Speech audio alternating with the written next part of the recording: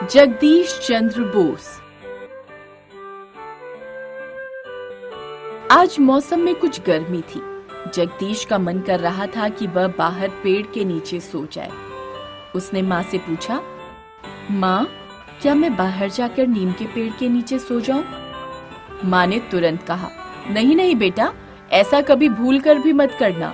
पेड़ भी इस समय हमारी तरह सो जाते हैं। तुम्हारे जाने से पेड़ की नींद खराब हो जाएगी। जगदीश बोला, पर माँ, पेड़ों की तो आंखें ही नहीं होती, फिर वे कैसे सो सकते हैं?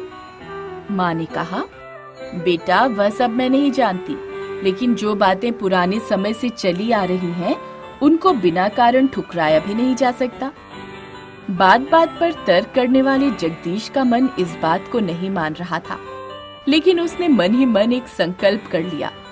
पौधों के पत्ते तोड़ने से तो माँ रोकती ही थी। आज माँ ने रात के समय पेड़ के नीचे जाने से भी रोक दिया। इसलिए बड़ा होकर मैं वैज्ञानिक बनूंगा और इस बारे में जो भी सच्चाई है उसे दुनिया के सामने लाकर रख दूंगा। यही बालक बड़ा होकर भौतिक विज्ञान और जीव विज्ञान का महान वैज्ञानिक बना। जीवन विज्ञानी के रूप में जगदीश चंद्र बोस ने यंत्रों की सहायता से यह सिद्ध कर दिया कि पेड़ पौधे भी प्राणधारी जीव हैं। वे सोच भी सकते हैं, वे भी सांस लेते हैं, वे सुख और दुख का अनुभव करते हैं तथा मनुष्य की तरह सोते और जागते भी हैं। पेड़ पौधों की इन क्रियाओं को दर्शाने के लिए उन्होंने एक यंत्र का आविष्कार किया। इस यंत्र को क्रेस्कोग्राफ के नाम से जाना जाता है। लंदन स्थित रॉयल सोसाइटी ने इस आविष्कार को एक अभूतपूर्व खोज माना और जगदीश चंद्र बोस को रॉयल सोसाइटी का सदस्य स्वीकार कर लिया। पौधों की सजीवता के उनके प्रयोगों को विश्व भर में देखा व सराहा गया। पेरिस में जब वे अपने इस प्रयोग को प्रदर्शन से प्रमाणित कर रहे थे, तभी एक रोमांचकारी घटना हुई। एक पौधे पर उन्होंने अत्यंत घातक विष पोटेशियम साइनाइड का प्रयोग किया।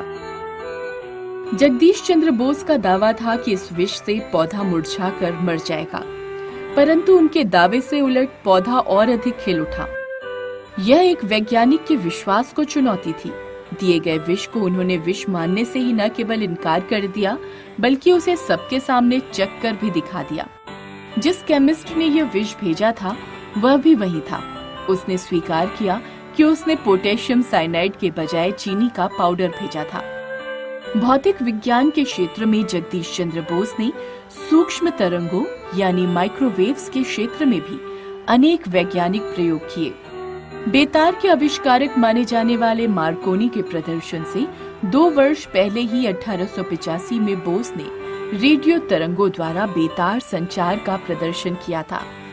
जगदीश चंद्र बोस के प्रयोगों का ही परिणाम है कि आज विश्व को पर्यावरण प्रदूषण से बचाने के लिए पेड़ पौधों की रक्षा को महत्व दिया जाता है। उनके प्रयोगों की दिशा में वैज्ञानिक आज भी चल रहे हैं। 30 नवंबर 1858 को जन्मे जगदीश चंद्र बोस की 150वीं जयंती के अवसर पर कोलकाता के बोस इंस्टीट्यूट में ऑस्ट्रेलिया के सिडनी विश्वविद्यालय की जीव भौतिकी यानी बायोफिजिक्स की प्रोफेसर वर्जीनिया शेफर्ड ने अपने भाषण में कहा कि वे जगदीश चंद्र बोस को अपना गुरु मानती हैं। उन्होंने बोस की मान्यताओं के समर्थन में एक रोचक खोज के अंतर्गत बताया कि डाडरवाइन नामक परजीवी पौधा है।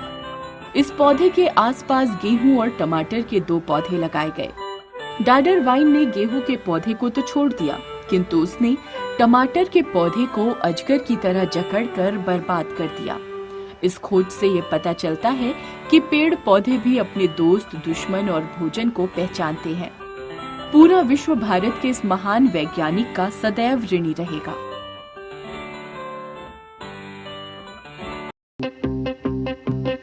अपना इंडिया, गोल्डन बुक्स का दीवाना, पढ़ाई हो जो करनी, जरा भी ना घबराना, गोल्डन बुक्स को अपनाना। अपना इंडिया,